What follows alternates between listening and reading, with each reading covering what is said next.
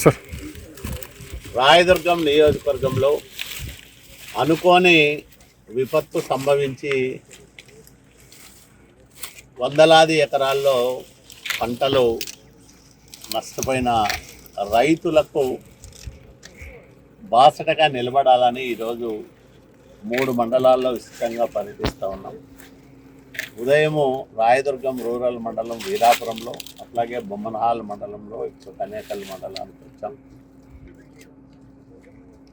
వరి, మొక్కజొన్న, అరటి ఇలాంటి అనేక రకాల పంటలు నిన్న రాత్రి కురిసిన వడగళ్ల వానకి దారుణంగా దెబ్బతిన్నాయి.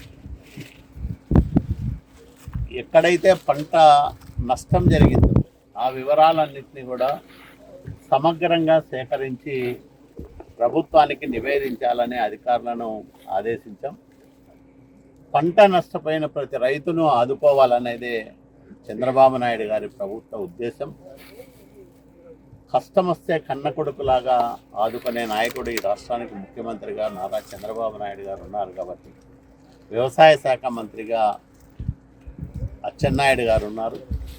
వీళ్ళ దృష్టికి ఈ పంట నష్టం వివరాలన్నీ కూడా తీసుకెళ్ళి సాధ్యమైనంత త్వరగా రాయదుర్గం నియోజకవర్గంలో పంటలు నష్టపోయిన బాధిత రైతులను ఆదుకోవడానికి అన్ని రకాలుగా చర్యలు తీసుకుంటామని నేను రైతులందరికీ కూడా భరోసా ఇస్తాను.